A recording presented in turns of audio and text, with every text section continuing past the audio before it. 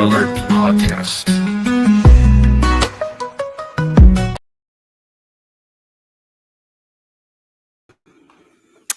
Welcome, episode 3, guys. Give me a second because I don't know if I got live on Instagram. I think this will probably do it. Yeah, good. Welcome to Amber Alert Podcast, episode 3. I am Amber Starkey, your host. It is a great day to be alive. This sound kind of sounds terrible. Maybe it's because I dropped my microphone last week. After episode 2, I just knocked it off the table onto the floor. So I hope everything is okay. I hope you're not hearing like an echo because I feel like I kind of am. And that's unfortunate. I would like for the sound to not be awful. I guess I'll know once I listen to the replay, or if you're in the comments, just let me know if it sounds terrible. And I'm sorry if it does. So what's on the list for today? We're going to start like how we've been starting with some news and things like that. And then we'll get into we'll pick up where we left off when it comes to like the UFO stuff. And of course, we're going to talk about the Lord. I wanted to get into the Old and the New Covenant because I feel like a lot of Christians, at least in America, don't understand fully like about the Old versus the New Covenant, or at least that's my experience because I grew up in church and I never really got like good teaching. It's almost like you just think, oh, it's the Old Testament, so you just throw it out. It doesn't apply, which can't, isn't true. So we'll get into a little bit of that. And then we'll finish up with some, things that make everybody feel good. So we'll just jump into the news. I might get a little bit bored with some of this just because I don't know, like I add this stuff in like I'm going to talk about it and it seems like a good idea at the time, and maybe it is, but if it seems boring, I might just fly through some of it. So let's get started. Breaking news from Charlie Kirk. Jack Smith has filed a motion to dismiss all charges against President Trump. The lawfare lost. America won. Good stuff. This may be old news to some of you because I did see that, I think, last week. And I just now am getting around to episode 3, which I intended to do last Friday. And then I was like, well, I'll do it Saturday. I didn't do it Saturday, probably because I was depressed about the Buckeyes losing. And then Sunday was my anniversary. I didn't want to do it then. We put up Christmas lights and it was freezing and I was tired.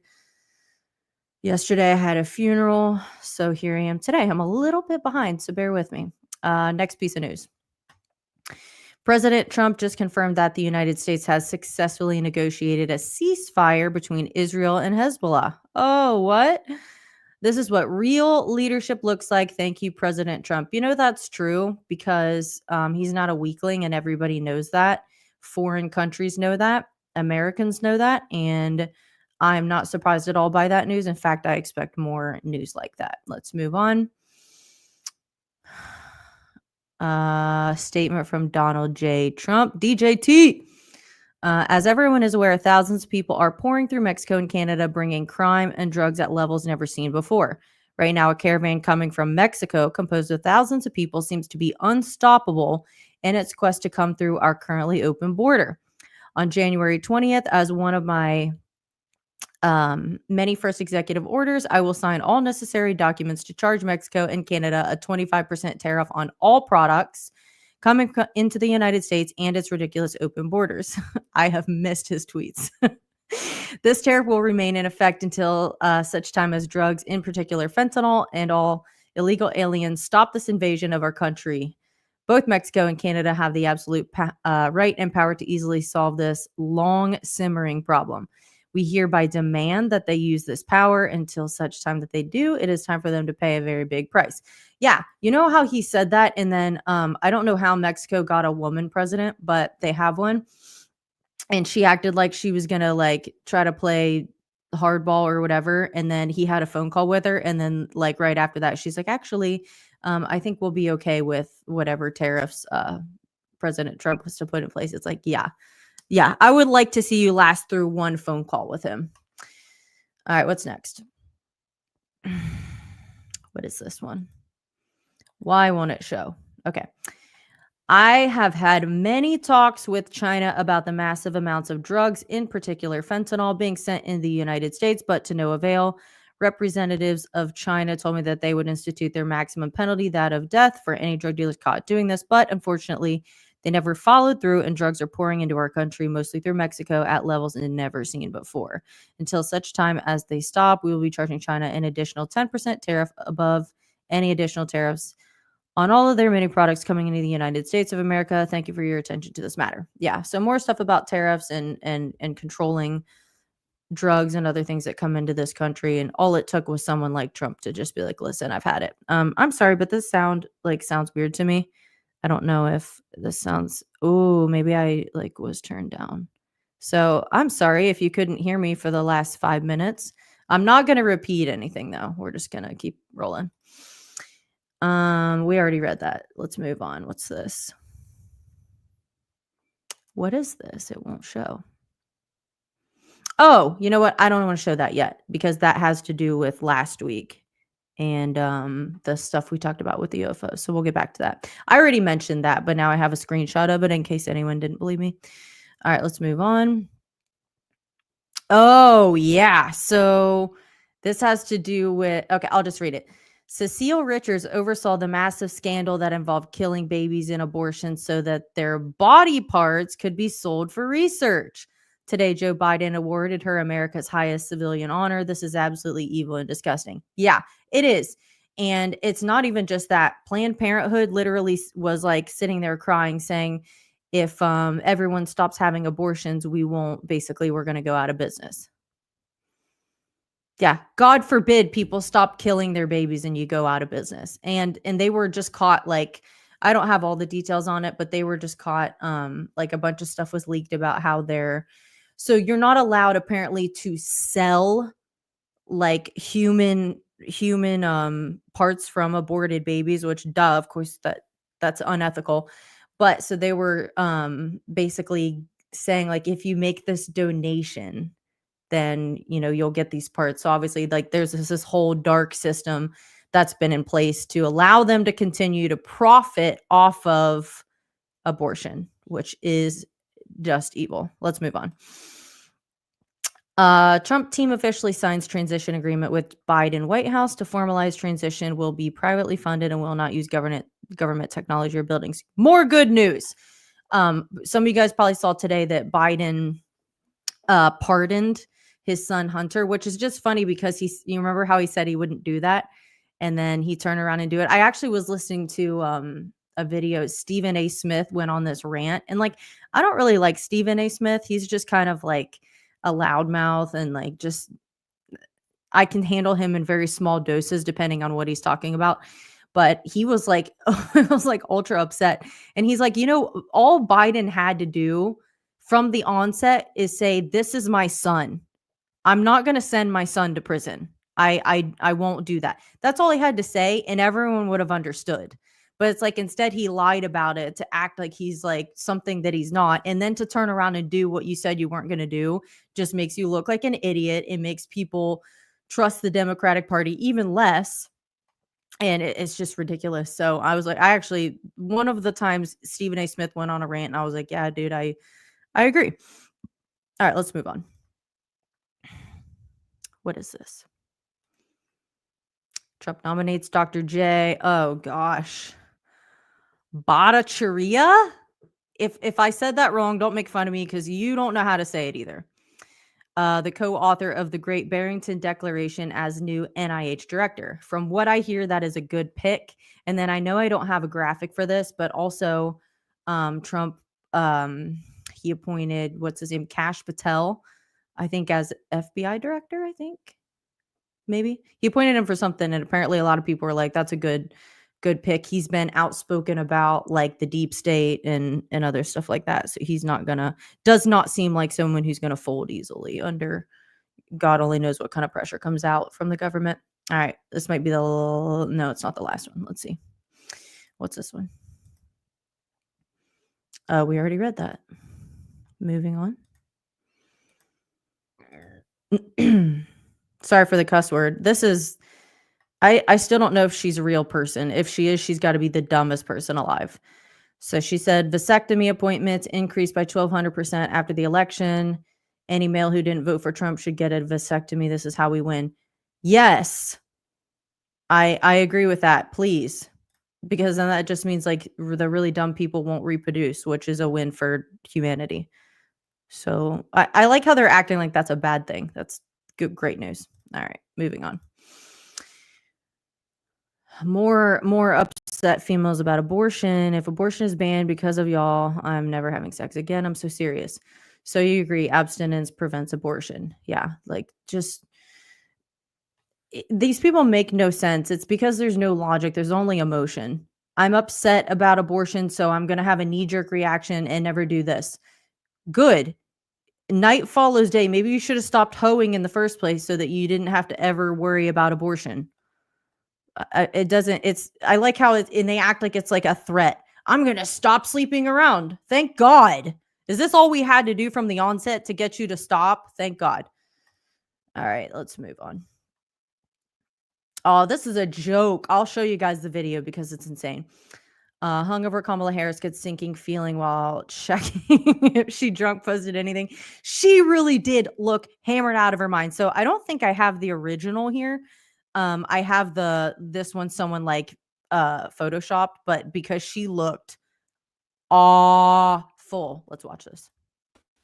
Don't you ever let anybody take your power from you. You have the same power that you did before November 5th.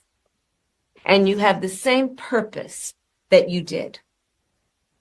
And you have the same ability to engage and inspire. So hold on. Imagine watching this and actually being like feeling like it's a pep talk. I mean, I'm watching it and I'm like, I feel kind of sorry for her. I don't know if I should or not, but I don't think this would encourage a single person. I don't know who would sit here and watch this and be like, yeah, that's true. Let's go.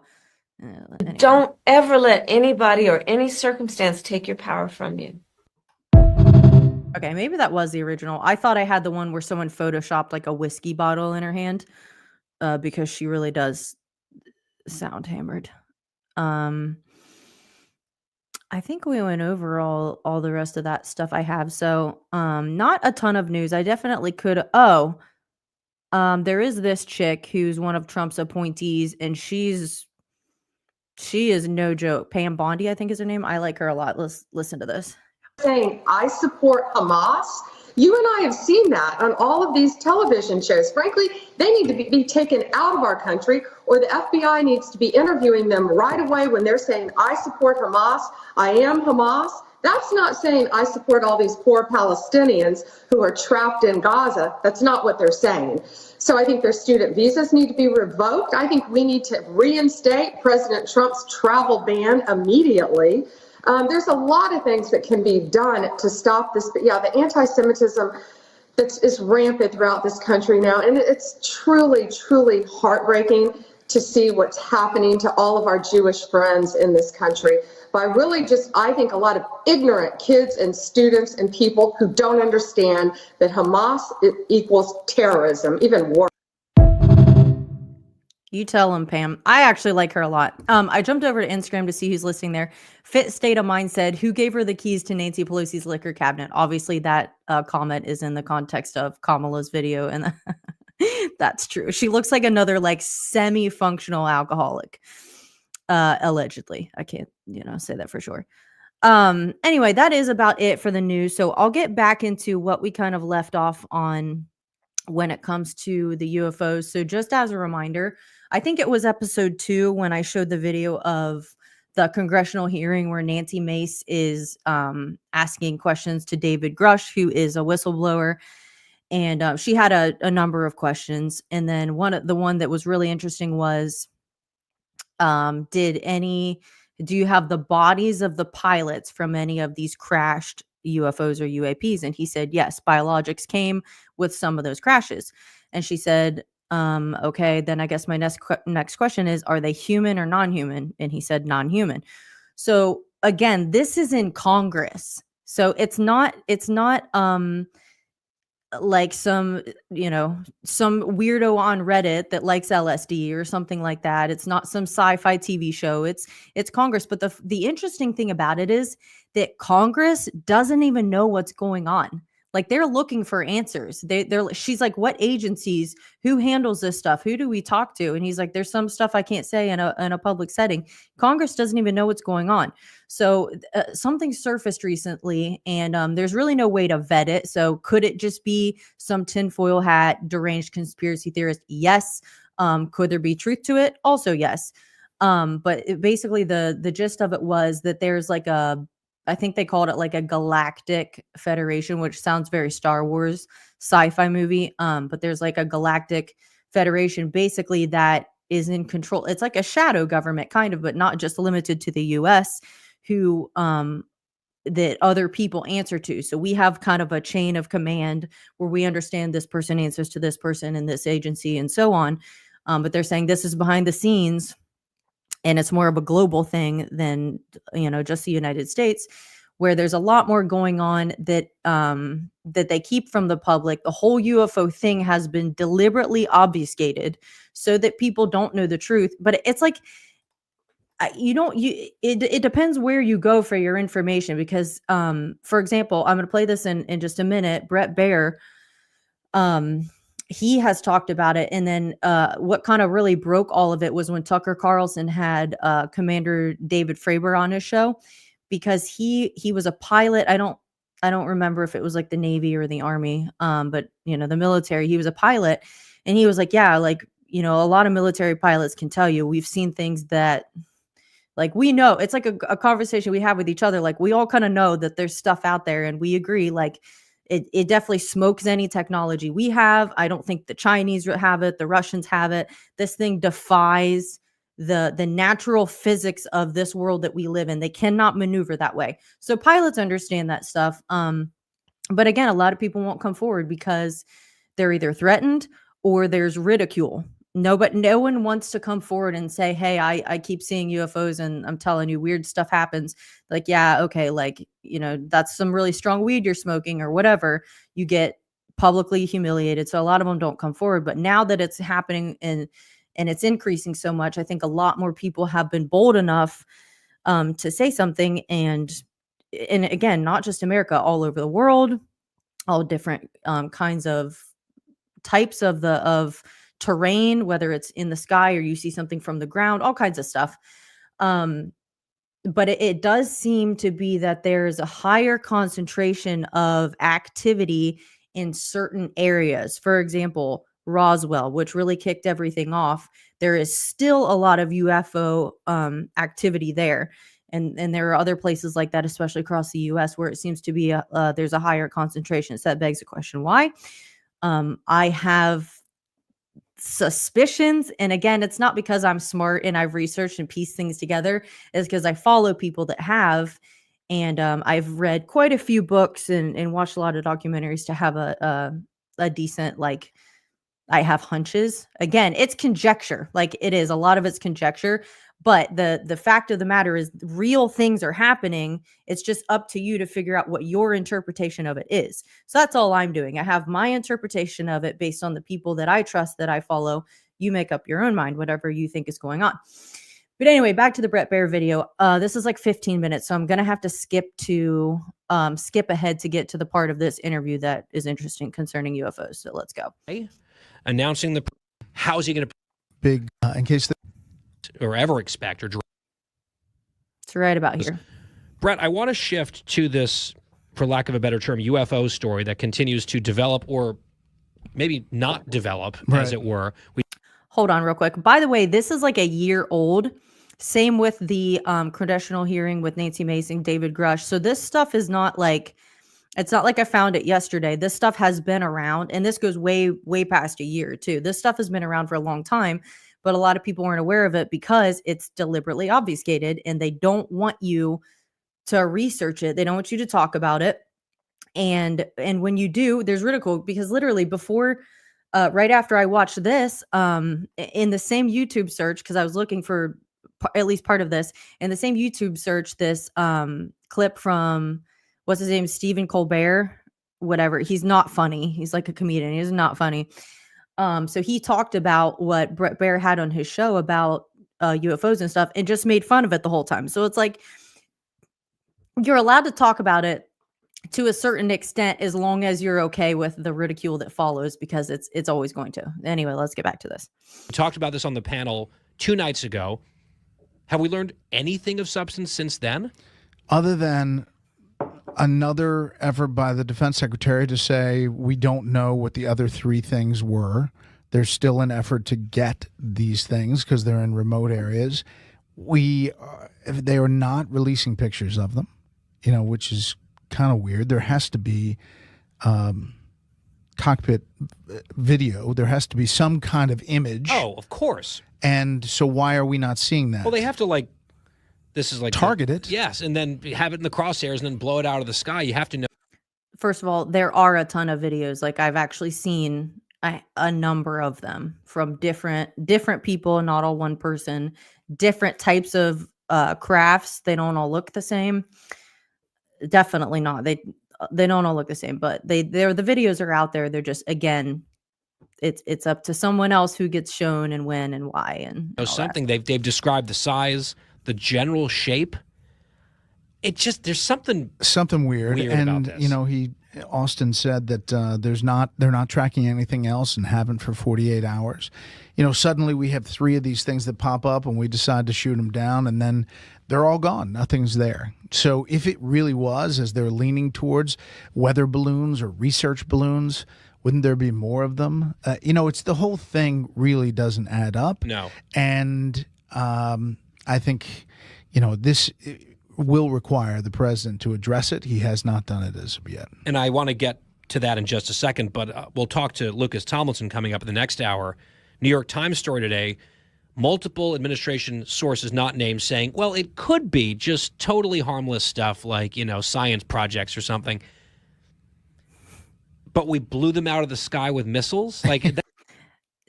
I don't know who Guy Benson is, but what he's about to say I appreciate, because he tries not to be a tinfoil hat person.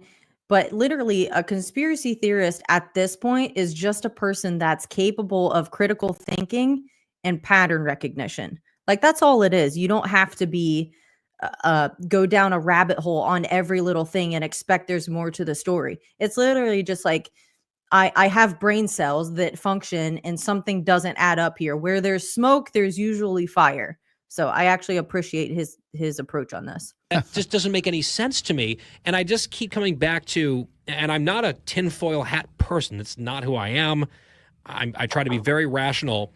I feel like the rational conclusion to me is that they're lying to us about something. Because either they truly have no idea what they shot down out of the sky in 3 different cases. No idea. We just don't know. We're trying to find it. We can't find them anywhere. None of the 3. It's tough. It's cold. All that stuff. Fine. It's days later here, okay? We're the most powerful country in the world. We have no idea what we just shot down in all 3 cases, or they do know what they shot down, and they're not telling us for some reason. And I find both of those kind of spooky. Yeah, I agree with you. And the fact that we have a lack of transparency, and it's Karine Jean-Pierre telling us that the president really cares about this issue. Deeply cares about it is disconcerting. The skies of Canada. All I know is that from what I've heard is that the things were not just blowing in the wind, and that there was some kind of control. I mean, they were not moving just by wind movement. So no, because pilots have literally reported this, that they've had these things like,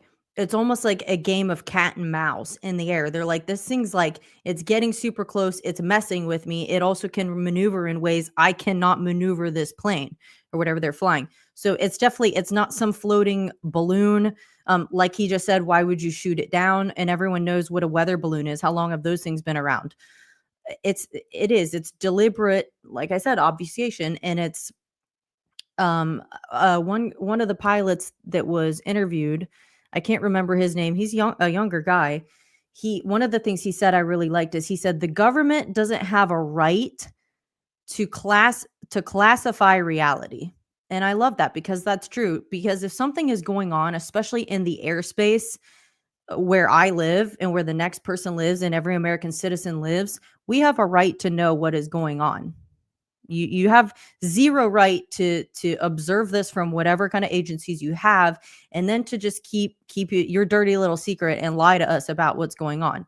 That bothers me a lot. This is again why I wish somebody would gut like every agency our government has, wipe it clean. And one good thing I did hear is that well, if you watch the Joe Rogan interview with Trump, Joe Rogan is like super interested in UFOs, and he asked him about it. Like, what do you know? Like, you had to have seen some things when you were in your first term. And Trump's like, yeah, I did see some things. And he said, I'll probably come out with some stuff. And there was a guy, this is just after the election, a very short interview where I think he's inside the Trump campaign. And he said, I think there will be disclosure that comes out of Trump's presidency. Will it be a full disclosure? Probably not. That might scare everybody to death or who knows what, but there will probably be some truth that comes out, which I'm really looking forward to. So some confusion among our pilots how they were airborne was at least something that we've heard. And you cling on to little morsels of something because it's not nothing, but you don't know if it's true. Right. So why not just clear it up? Why not just put everything out there? Why not say, here's what they saw.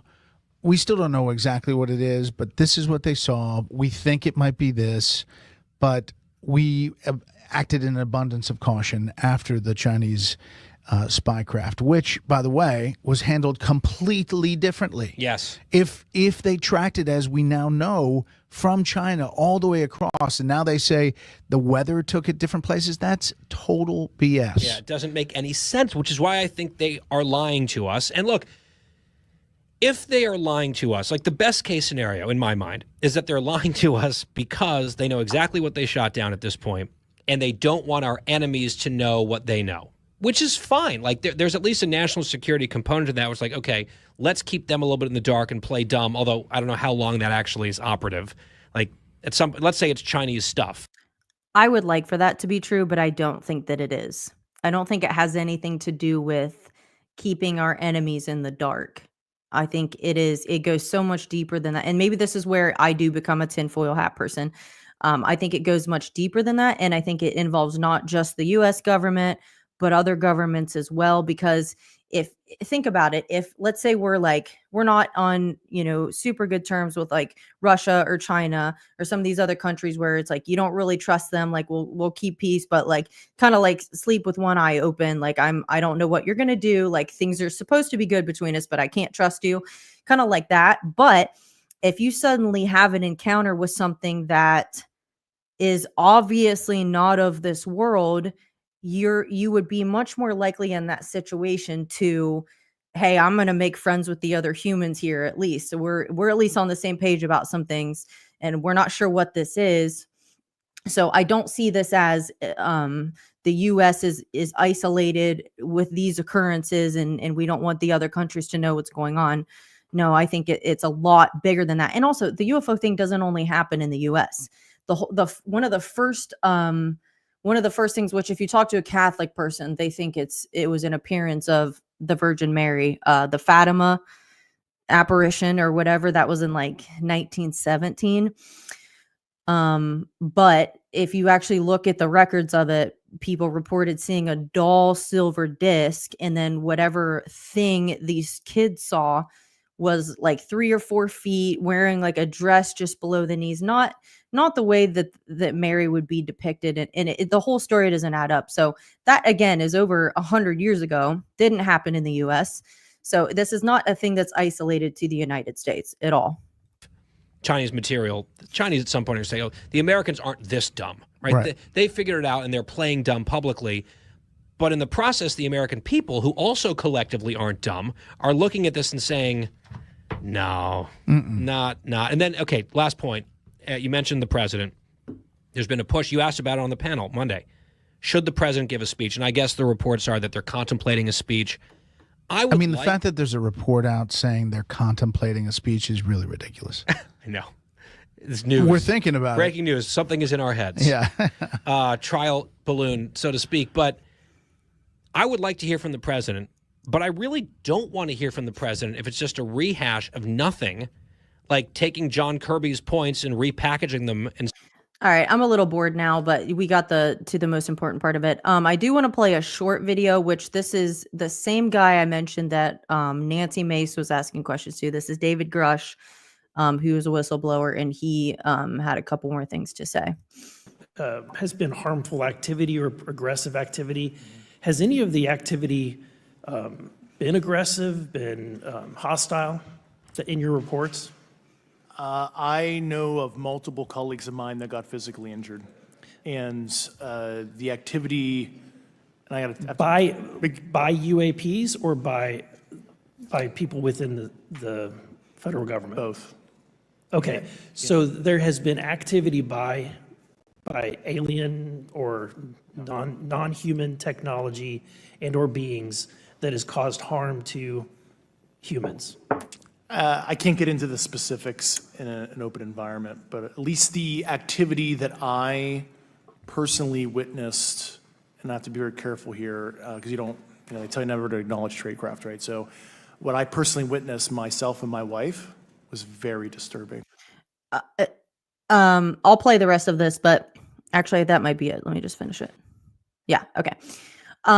So that's sort of what I wanted to use to transition to what I'm going to talk about, which ties in with, the whole UAP thing. And this is where it gets very, very disturbing. It's one thing to acknowledge that there are things flying around in our sky that are otherworldly and weird, kind of things happen when people see them and whatever. But this is as Ellie Marzulli says, this is the deep end of the pool. This is where it gets very, very hard for people to get on board with this. And I do understand because I was in the same boat, but it's been 10 years and I've learned a lot since then. So at this point, I'm just like, whatever.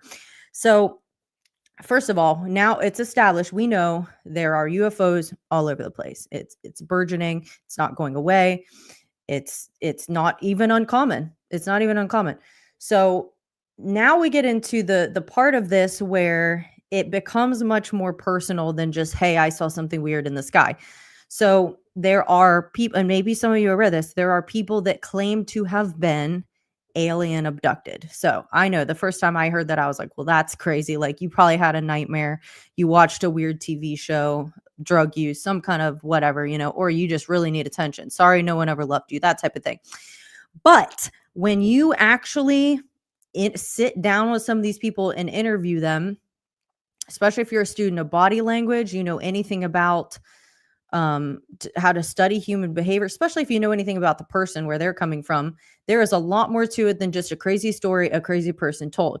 So I don't even think I got into this in episode 2. This is what I meant to tie in though, because in episode 1, we watched that video of Mahesh Chavda, who had the experience of being taken to heaven, happened at 9 at night, and he comes back at 5 in the morning. So he's gone in real time for 8 hours.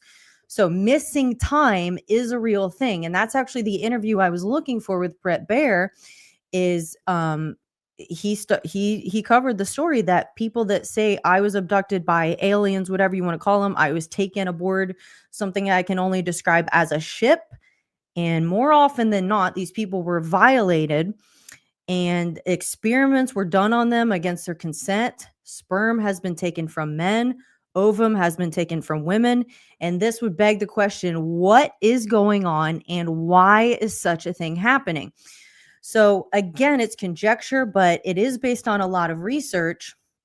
So if you first establish that is happening, now oftentimes happens to little kids. They're taken as early as 5 or 6. There's a woman named Karen Wilkinson. I've watched a bunch of her interviews. She wrote a book called Stolen Seed, Evil Harvest. This is it. I would recommend reading it, but I would pray over yourself before you read it because it is very dark. But she's a born again Christian. She's a great lady, and she was the abduction started happening to her when she was like 5 or 6. And she goes into detail stuff I don't even really want to repeat. Awful things are done to her. And there are things there that are not human, although they resemble humans. And she said, when it's coming, when you're about to be taken. It's almost like like spidey senses. I don't know how else to describe it. And other abductees have said the same thing. Like, you know, when it's coming, if you've ever been abducted before, you know, it's coming. So it happened to her at night, and she's gone in real time. Same with other people. There's a guy named Al Matthews. He's from Canada. Same thing. He was taken, violated. And one time he was actually taken while he was driving in his car, and his whole car is taken, like the whole thing suddenly up off the ground. And the only way to describe it is almost like Star Trek beamed up and down, like literally very similar to that. So he's taken, and then he comes back hours later. I think it was like 5 hours. His whole car comes back. It's lowered back down onto the road, but he's 200 some miles from where he was when he was taken. He peed himself. He could tell he'd been violated. And this happened for a while. Same thing with Karen. And the other lady, Vicky Joy Anderson, she wrote a book also. This is it. It's called They Only Come Out at Night. She's also a born-again Christian. So what these people found was when they became Christians and started to rebuke this in Jesus' name, that's how they got free from it. In fact, Vicky, I've listened to her be interviewed. She said that even like Muslims or people that aren't Christians, they've even learned saying the name of Jesus is your only shot at putting this type of thing to a stop. So there is so much detail that I could go into, but there's a guy by the name of Dr. Roger Lear. He's been dead for a number of years now, but Elliot Marzulli used him in his Watchers series. So Dr. Lear was I think a podiatrist, but he had performed 16 or 17 explant surgeries because there were a number of people, much more than 17 people that said they were alien abducted, right? Or whatever you want to call these things. And they found a chip in their skin, like an MRI or X-ray picked it up. And so he performed surgeries to take those out. Some people didn't want those taken out. 16 or 17 people did. So he removed them, and he was like, so there is something tangible that's going on with this. So this is the whole thing. If people believe in aliens, which I don't, this is something completely from Hell's Kitchen. But if you do believe that's real, then ask yourself, because there are a lot of people that take the position, they're like, yeah, I believe that, UFOs and aliens are a thing, but I think there are like benevolent space brothers, and they're going to come here finally someday, and they're going to show us all kinds of things that we don't know, and it's going to be awesome. Well, ask yourself then, would a good being of any kind abduct a child without their parents' consent, abduct them in the middle of the night, take them from their bed, and go do unspeakable things to them on some kind of ship or whatever? Would a good being do that? No. And these people that experience this are terrified. They're absolutely tormented by this. So no good thing would ever do that. So that right there should tell you there is nothing good about this. So when something does show up, just know that all of this has led up to that. There's nothing good coming out of it. Now, to kind of drive home what I'm getting at, you would ask yourself, why in the world would they be taking sperm and ovum? Well, here's another thing that happens. And oftentimes this happens very, very, at least in the proximity of a UFO sighting or something weird, something that's called cattle mutilations. And this actually happened to my grandparents' neighbor. And this was years ago. I was like a kid. So cattle mutilations are when a farmer or a rancher, they'll go out to their field and they'll see like a cow or a calf, whatever, is dead. None of the other cows will go near it. It's interesting. They all stay huddled away from it. And when you actually look at the body of the cow, you'll find that certain parts of the cow were removed with surgical precision. So it's not, somebody didn't shoot it, somebody didn't butcher it, it's not, it didn't die of natural causes, surgically removed body parts. And oftentimes it's like the kind of the reproductive parts of the cow. And it's almost always drained of all of its blood. So what's interesting is, and this is, I believe it's the AMA, American Medical Association. And most people probably know this, that bovine blood can be used in human transfusions.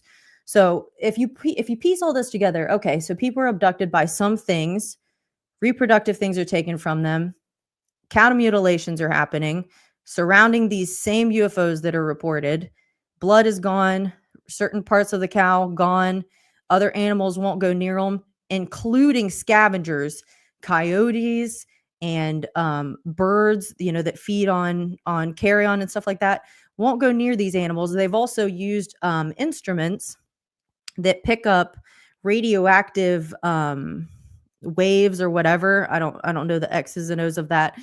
And they're picking up radioactive or radiation off of these dead carcasses. Like it doesn't make sense. And so plenty of these ranchers and farmers have called the cops because they're like, clearly this is not just a natural, something is off here. And the law enforcement, they don't know what to say. They don't know what to do. So this begs the question, what does all of this mean? Well, again, this is conjecture, but if you go back to the Bible, which we talked about, Genesis 3:15, where God curses the serpent and he says, I'll put enmity between you and the seed, or the seed of the woman and the seed of the dragon, and you'll strike his heel and he'll crush your head. So you see there's going to be a war of some kind. Well, we know what the seed of man is, obviously the rest of mankind.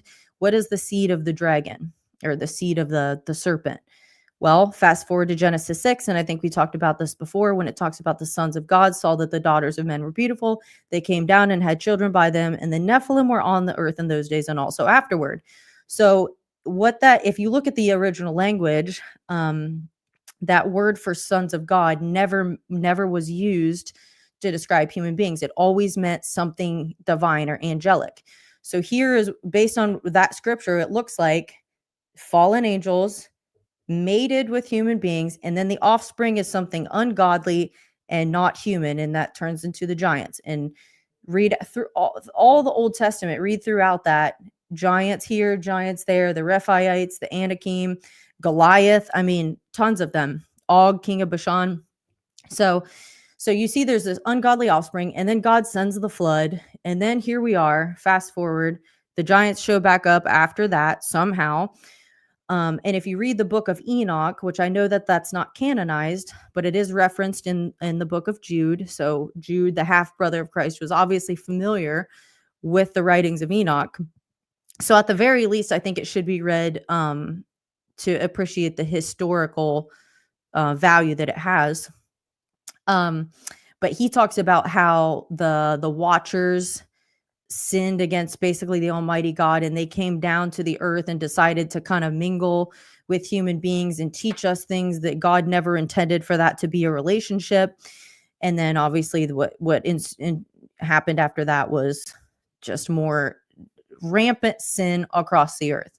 So fast forward to today, you have people violated, you have reproductive things taken, and then we get to of course, the missing time. These people are gone in real time. One guy was gone for 5 days. So his family issued a missing persons report because they're like, where is he?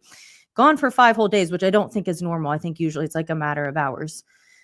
But anyway, so this is where the conjecture comes in. It's a theory. If you take into account what happened in Genesis, what we see happening today, it would lead one to believe, if you want to stick to a biblical narrative to look for the answers in this whole situation, that the devil has no new tricks and he is still doing what he did all the way back in Genesis to create basically his own evil army. But the thing is, the devil doesn't have creative power. God was able to create human beings in his image. Satan can't do that. So he has to start with something that's already created. So you have demons, you have fallen angels, you have the disembodied Nephilim and all this stuff. And then you have human beings. We can reproduce after our own kind. God made us in his image. God is the author of life, the creator. The devil doesn't have that. So he has to steal something God already made, put his own evil twist on it, and then try to make his own. But you can't create a human being without God. So what any offspring of the dragon here that we see is not, God's not the author of that. It doesn't have a soul. It's not redeemable. It's just a demonic hybrid, basically. So this, again, comes from Elie Marzulli. Over 30 years of research. He believes that there is a breeding program going on between human beings against our will and these fallen angels. And that's why when they take the blood from the cattle mutilations and certain reproductive rights. And then when females are abducted, Karen Wilkinson, the one I showed you the book, I'll pull it up again, Stolen Seed, Evil Harvest. So she was abducted for a really long time, for years. 3 different times she got pregnant, and she went to the doctor. They confirmed she was pregnant. And in the 3rd month, I believe it was, she's taken again. She comes back and the baby's gone. And she went to the hospital and they were like, "Are you sure that you were ever pregnant? Because there is no sign of there having been a baby here." And she's like, "Yeah, I went to the doctor. It was confirmed. I was pregnant, and I've also been pregnant before. I know what it feels like if you've been pregnant, like, you know."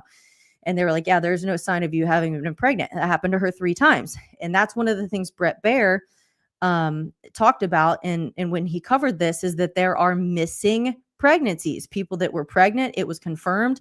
They get taken again, and now the baby's gone. So what is the devil doing with the human? If he has again, it's not human, it would be half human hybrid. If he has this little thing and he takes it back to these ships or wherever they are, L.A. Marzulli's conjecture is, I wonder if he's taking the parts from the cattle mutilations to make an artificial womb to be able to keep that baby, that hybrid baby, until it's grown up enough, which explains why, if you've ever heard of black-eyed children, people that have encountered these, they look like kids, sometimes as old as 15 or so, but their eyes are completely black. No, I mean, it's just a completely black eye. So at first you'll see them and it just looks like a kid, until you look in their eyes and you're terrified. You're like, that's not right. You're not a person. What are you? And they're super weird. They'll ask you to do something for them. They show up at your house. "Can you let us in?" Don't say yes. And they need permission to access you. But and I've listened to a couple interviews of people that had an encounter with them. They're always terrified. And then the people that did say yes and let them in, terrible things happened after that. Horrible car wreck, a cancer diagnosis. Somehow their cats died in a weird way in their house. Like, just weird, different things happened after encounters when they actually allowed them in or said, "Yes, I'll give you a ride," whatever it was they wanted. So I'll try not to go down too much of a rabbit trail, but those kind of things happen. And also too, if you've ever seen something, I personally haven't, and thank God, because I don't want to, but I've also heard other people interviewed that have said, "I saw something," like even at Walmart at 3 a.m. or something, "I saw something, and I'm telling you, that wasn't right. Like, it looked like a person at first glance, but that something was off. That wasn't right." That might be an example of one of these stolen pregnancies that's now grown up, and now it's here to get acclimated, to try to I don't know what the word would be, make them blend in with society. So why would the devil be doing this? He's outnumbered 3-1. We know there's going to be a war coming. Obviously, he can't defeat God. He also can't defeat God's church, and he knows it. So his last ditch effort is probably to create some kind of army. So he I've got one more shot to win, because he knows what's in the Bible. He knows what his end is. So that's what I think. And it's again, I know it's crazy, but this is why I wouldn't even listen to me, because I'm just relaying information from books I've read or documentaries I've watched. I would go to L.A. Marzulli's website and spend time there. In fact, if you're new to all this, I would start with the Roswell films. He has Roswell 1 and Roswell 2. Those just came out this year, I think. I would start there, just because at least Roswell is kind of what everybody knows about. You may not know the details of it, which I didn't until I watched those. But that's kind of the best introduction, because that really kind of kicked off the whole UFO thing that's been now just increasing since then. So I would start there, get the facts on that, and then from there I would go on. There is a film on cattle mutilations, which I watched. Marzulli said some people told him they had nightmares after watching it. I didn't. I think I prayed before I watched it, but it didn't really bother me, maybe because I already knew what they were. But he also has a whole UFO series. He has On the Trail of the Nephilim series, which is basically chasing down the giants and the bones that have been found and all that stuff. So really interesting stuff on his site. I would go there, just get yourself familiar with it. Now, and this is also what he believes, primarily the work he's doing. If you are in fact a Christian and you do believe in a pre-tribulation rapture, if things go according to what he thinks based on his research, then this won't even actually affect you, because if these things don't really show up and there's not full disclosure until after the rapture, then you don't have to worry about this. This is for everybody else, because we know the Bible tells us there's a coming great deception. And that's what Marzulli believes this is. And honestly, I do too, because I think it checks all the boxes. And I think I got into this in the last episode. It allows you to explain away the Genesis creation story. If these enlightened beings from another planet show up and they're like, we created planet Earth and we made you guys, and now we're here to usher you into the new millennium and give you the knowledge and the technology that we have. So forget the Bible, forget the creation story in Genesis, forget needing Jesus Christ, because you can just have whatever these things have, because they can tell you we've been around for thousands of years. You'll never die. You won't be sick. Okay, forget about Jesus and anything in the Bible then. And so there'll be a strong delusion. And I think it makes a lot of sense, because they've been they've been throwing little tidbits here and there, enough for people to understand there's something going on, just not understanding the full revelation of it. And then of course also to get you to not believe there's anything evil behind it, which absolutely is absolutely evil of the most heinous sort. Again, I know it sounds crazy. Just go watch some documentaries, read some books, and then I think you'll see that it's much less crazy than it sounds. I've been talking for almost an hour already, but I'm probably going to go a little over an hour today, because I do want to talk about the covenants, the old and the new. And the reason why is I can't speak for anyone else. Definitely can't speak for other countries, but I was raised in church, and I have a feeling the American church, again, maybe this is just my experience, but they don't do a super good job of explaining the covenant that we have, what it entails, because it's kind of like it's almost like an unspoken understanding that, oh, that's Old Testament, so that doesn't apply. That was for them, that was under the law, that doesn't apply now, we have a new covenant. Well, that's true, but only in the context of the Mosaic law. I think a lot of people don't really understand the difference between the Abrahamic covenant and the Mosaic law, because they're not the same thing. So I wanted to talk a little bit about that, and starting with what the New Testament says concerning the Mosaic law. So I don't know if I put it in here.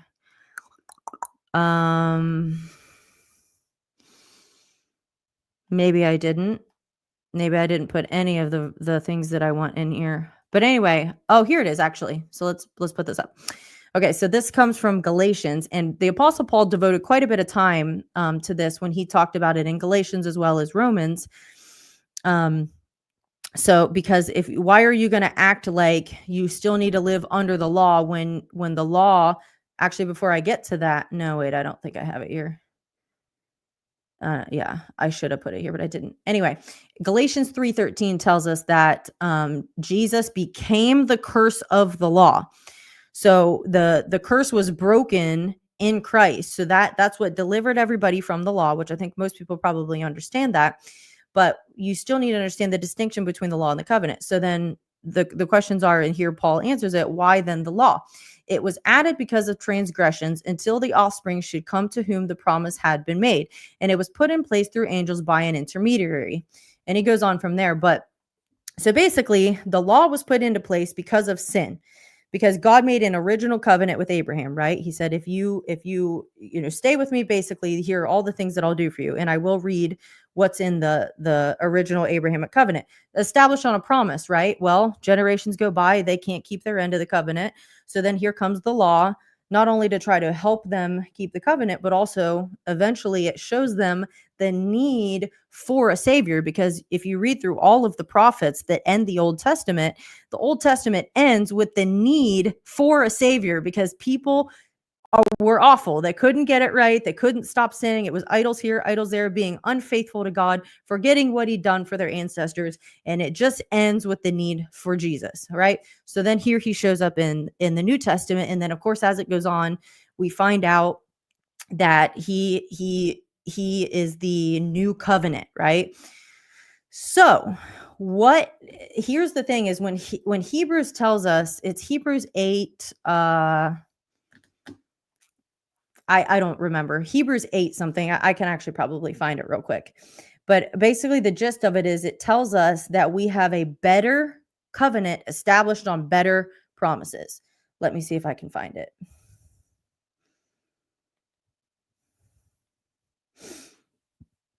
Yeah, Hebrews 8:6. So this is what it says. And I don't know which translation this is, but it probably doesn't matter. But now he has obtained a more excellent ministry, inasmuch as he is also mediator of a better covenant, which was established on better promises. So that I get that people will read that and just be like, yeah, I know, that's awesome. Like, cool. We don't live under the law. We don't have to sacrifice pigeons or whatever every time we sin. We don't have to go to a priest and make atonement or whatever. True, that was all under the law. That was not under the original covenant. So if we have a better covenant now, then that would stand to reason that everything that was promised under the original covenant, not only do we have that, but we have that in a better way, right? And this is what I'm driving at here is I want to read what's in the old covenant, because I think this is the piece that's missing is people might understand, yeah, cool, a new covenant, great, but they don't know what was in the old covenant, what was based on promises from God himself. So they don't know what they're entitled to now. And as a result, they just live in one defeat after another. They put up with things from the devil that he's not allowed to do. But here's the thing. The devil is a deceiver, right? He comes to steal, kill, and destroy. He doesn't play by the rules. He knows what's in the scripture. He knows what he's not allowed to do, but he's waiting for you. He's going to keep doing it until you call him on his bluff, until you're like, actually, no. I actually know what I'm allowed to have. I know what you're not allowed to do. And so it's going to stop. But until you call him on it, he won't stop. It's like if your kid is stealing cookies from a cookie jar, they're probably going to keep doing it until one day you turn around and catch them and yell at them. Right. And I'm not saying your kid is the devil. Might have been a bad, illustration. But anyway, so here's what I want to read. And this will be a little bit long, but it's not the whole chapter of Deuteronomy 28. So just bear with me. And if you faithfully obey the voice of the Lord your God, being careful to do all his commandments that I command you today, the Lord your God will set you high above all the nations of the earth. And all these blessings shall come upon you and overtake you if you obey the voice of the Lord your God. Blessed shall you be in the city, and blessed shall you be in the field. Blessed shall be the fruit of your womb, and the fruit of your ground, and the fruit of your cattle, the increase of your herds, and the young of your flock. Blessed shall be your basket and your kneading bowl. Blessed shall you be when you come in, and blessed shall you be when you go out. The Lord will cause your enemies who rise against you to be defeated before you. They shall come out against you one way and flee before you 7 ways. The Lord will command the blessing on you in your barns and in all that you undertake, and he will bless you in the land that the Lord your God is giving you. The Lord will establish you as a people holy to himself, as he has sworn to you, if you keep the commandments of the Lord your God and walk in his ways. And all the peoples of the earth shall see that you are called by the name of the Lord, and they shall be afraid of you. And the Lord will make you abound in prosperity, in the fruit of your womb, and in the fruit of your livestock, and in the fruit of your ground, within the land that the Lord swore to your fathers to give you. And the Lord will open to you his good treasury, the heavens, to give you the rain to your land in its season, and to bless all the work of your hands. And you shall lend to many nations, but you shall not borrow. And the Lord will make you the head and not the tail, and you shall only go up and not down. If you obey the commandments of the Lord your God, which I command you today, being careful to do them, and if you do not turn aside from any of the words that I command you today, to the right hand or to the left, to go after other gods to serve them. So if you paid attention to all that, what is it? It's one blessing after another. Basically, you're going to succeed in everything that you do if you obey me, if you stay with me, stay in covenant with me. I'm going to give you all these things. I'll bless you above everyone else. You'll prosper. You know, the fruit of your labor will be blessed. Your no miscarriages. Your children will be blessed. Your flocks, your herds, basically your business, everything like that. So a lot of people dismiss it like, yeah, that was contextual for that time. No, that's a promise. That is a promise from God. That is an example of the covenant between God and Abraham. And here's the awesome thing about it is that we are now the children of Abraham. So the promises apply to us now, not by birthright based on who we were born, if you're a Gentile like me, but when it says we're grafted in, Galatians tells us that we now are children of the promise. Actually, I wonder if I have that verse. Yes, I do. So this is new. So if you want to dismiss Old Testament, you can, but this is New Testament. And if you are Christ, then you are Abraham's offspring, heirs according to promise. Heirs according to promise. So the promises of God don't go away. The law was demolished basically because Jesus became the curse of the law. So the law is done with, but the covenant remains. So if you, I guess what I'm getting at here is I would stop accepting defeat when God says otherwise. And this is what people don't do. They don't call the devil on it. Now, I'm not saying, oh, this is awesome, you'll never have any problems. I'm not saying that. If you put a gun to my head and forced me to pick my favorite verse, I think this would be what I would spit out. It's John 16:33. In this world you will have tribulation, but take heart, I have overcome the world. I like that because it gives me a heads up. Okay, there will be trouble coming. That's what some versions say, that you will have trouble. Trouble will come, but it doesn't end there. Take heart, I have overcome the world. So as long as you stay in covenant with him and you know who you are and you know what you're entitled to, there is absolutely nothing for you to worry about because he said it. Take heart, I have overcome the world. And in him, you do have victory over everything. So this whole, for whatever reason, it's like Christians have more faith in the devil than they do in God. It's like read his word and read the Old Testament too and get a feel for the nature of God. Because that's what I did when I started over this year. I started in Genesis and I was like, I'm just going to read through the whole Bible again. And of course I get bored in like Leviticus and sometimes in Numbers. And I'm like, what can I really get out of this? But it showed me, it made me grateful for the new covenant that I do have because there are certain things that I don't have to do. But also it showed me the nature of God, that he is a blesser. And I also think a lot of people kind of fail to really reflect on the fact that God is your father. So if you're a parent, you have a small imitation of that you love your kids and you do anything for them, right? You want to see them prosper. You want to see them be blessed. You never want to see them sick or hurting or in pain. And if there is something you can do about it, you're going to do it to help them. So think about God as your father, but a million times bigger than anything you can feel for your own kid because he's perfect and holy and he is a good father. So he's for you. He's not against you, right?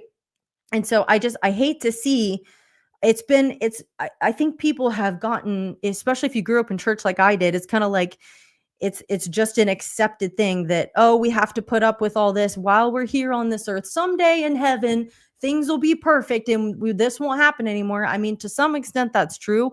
But at the same time, you're also putting up with a lot of things that you don't have to put up with because you're allowing the devil to do things to you that he's not allowed to do. But he'll keep doing it until you put a stop to it. You have to exercise your authority over it. And, oh gosh, there's something I was just going to say. It's the verse. Is it Hosea? I don't know. One of the minor prophets. For lack of knowledge, my people perish. So you can have this authority. You can read the Bible like throughout the epistles and be like, yeah, I believe that. I have authority over the devil. He's under my feet. I'm seated with Christ in heavenly places. And I get that. Yeah, in his name, everything is subject to that name.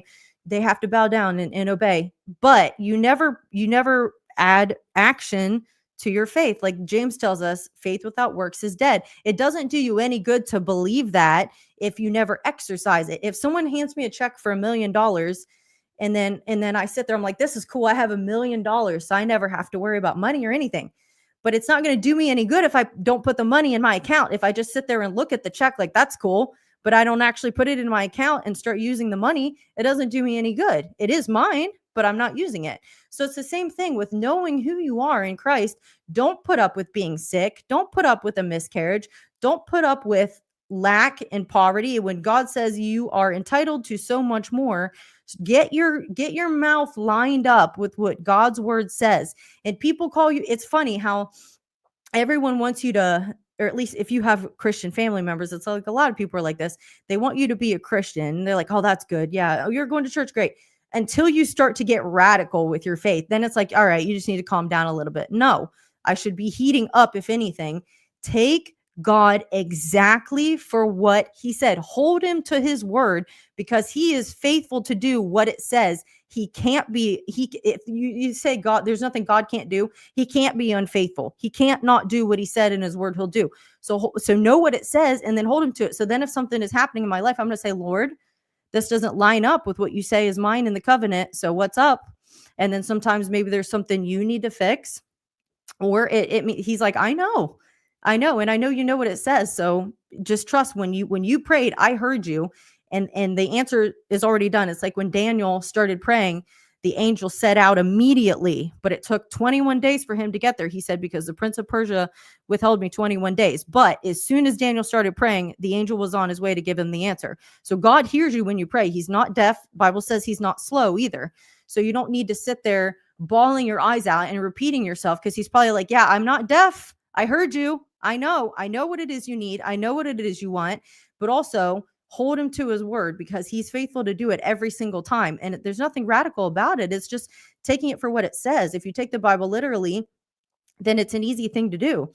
And we look at Abraham, who is the patriarch of our faith. Why was Abraham considered righteous? Because of his faith, right? God said, leave your father's house and go to the place that I'll show you. Well, you don't do that. Like, especially back in those times, that's suicide. You don't know anyone. You don't know where you're going.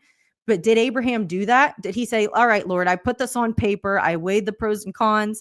And I don't know if you know this, but you can't just do that here on earth. That doesn't make sense, Lord. No, he didn't do that. He just said, all right, Lord, if you say so, then I'll go. So he did. He left his father's house, didn't know where he was going. God led him to the right place. And then from then on, the rest is history. Same thing with Samuel, when he said, go to Jesse's house. I'll show you who to anoint as the next king. Well, did he know who it was going to be before he went? No, all he did was be obedient. When God said go, he went. And then after he's there, 7 of them go, or 6 or whatever. It's not him. It's not him. It's not him. Do you have anyone else? Oh yeah, there's one keeping the sheep. Okay. And then he goes, that's the one.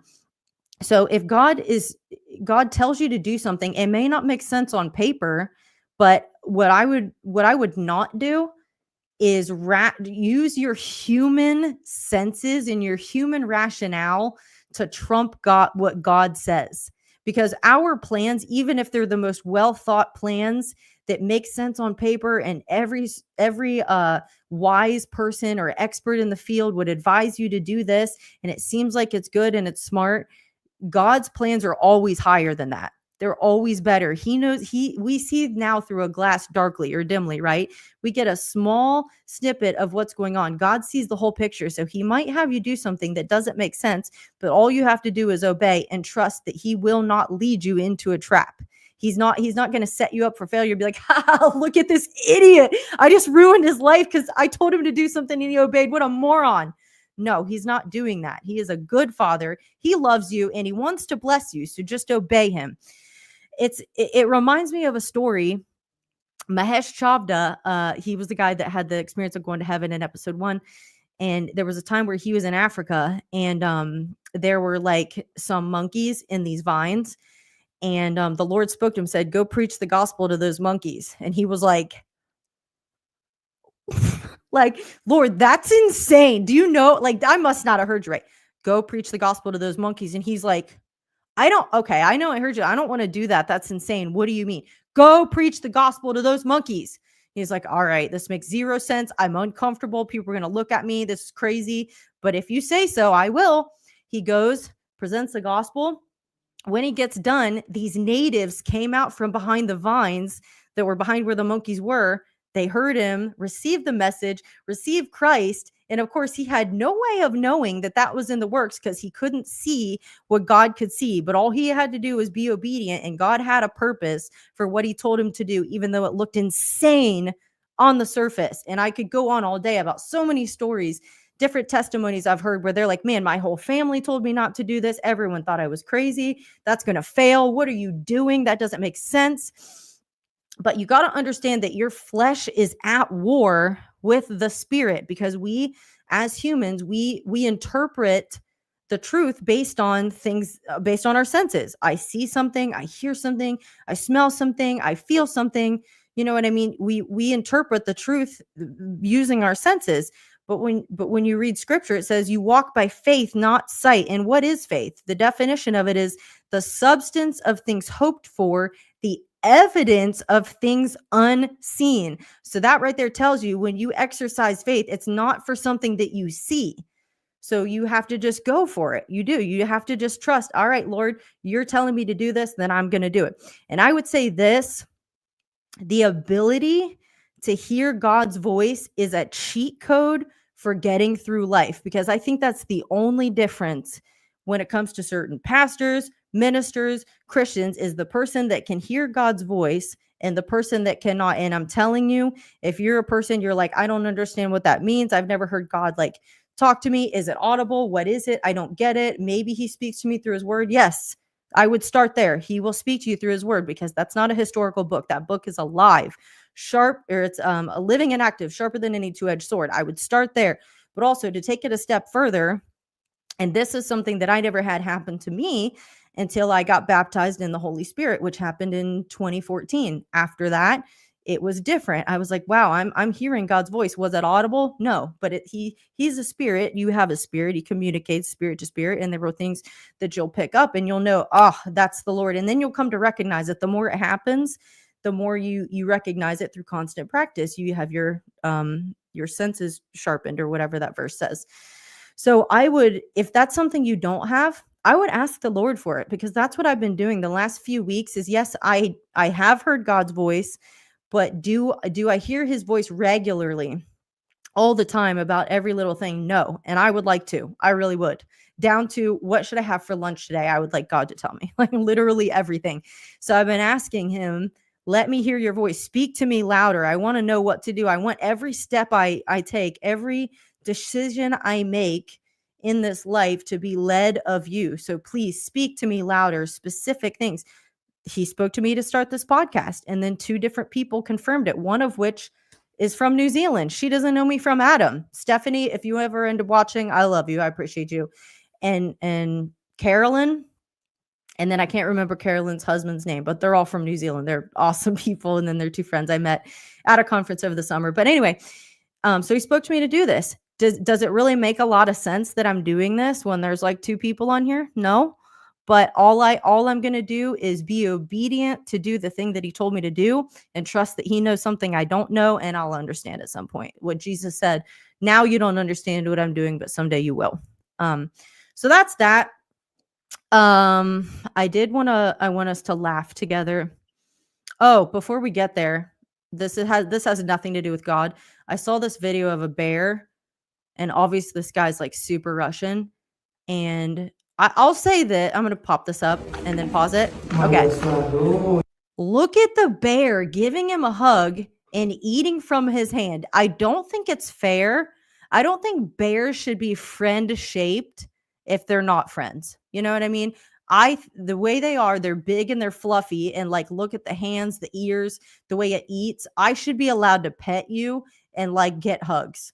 And I don't like it that it would kill me. I'm jealous of this guy.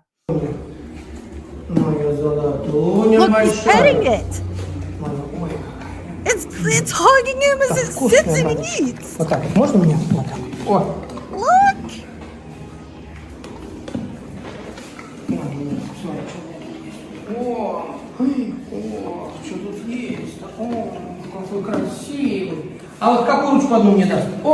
I wonder if this is how things were in the Garden of Eden before Adam and Eve sinned.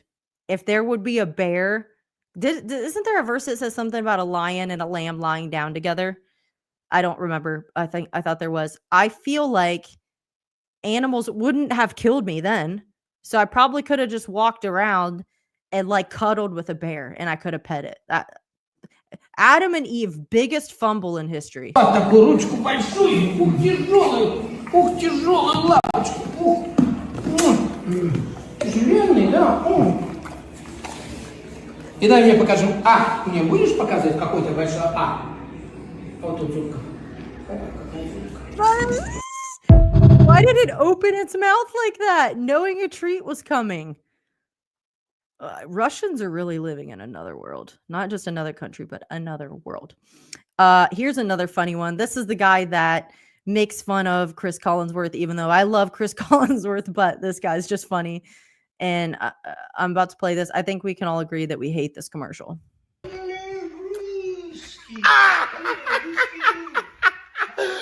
Do you get it? Because it's Bondoruski. I love that guy. His mouth is like unusually large. All right, one more video. Actually, two more. Sorry. I'm actually going to go back to being serious for a second. Watch this. All right. Well, I guess that was less than a second long. But the point of that was that as a person that like went, studied nutrition, was a coach at one point and a personal trainer at one point, I am a massive hypocrite when it comes to what to eat. I'm not a hypocrite when it comes to exercise because I actually do that.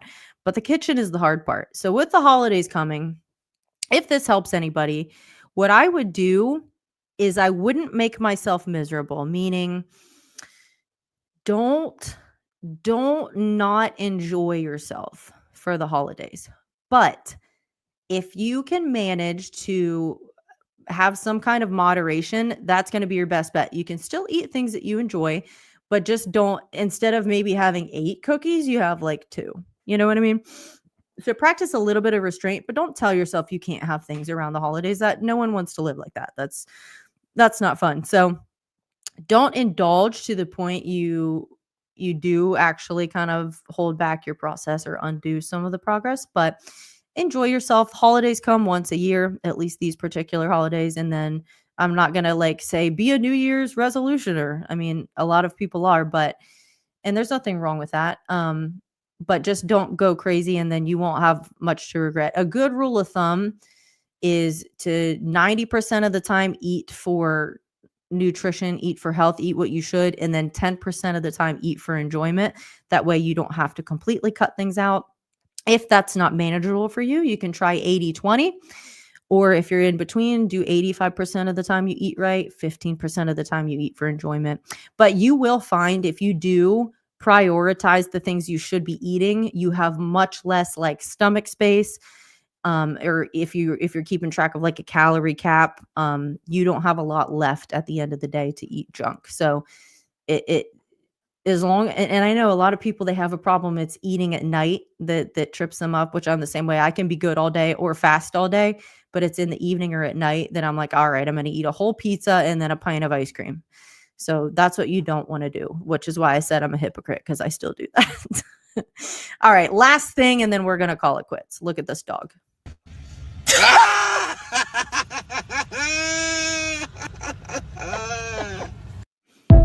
Wait a minute. I feel like it didn't play like I thought there was more to it than that. Hold on, I'm going to play it again. What's up, Mr. Cool? One more time. What's up, Mr. Cool?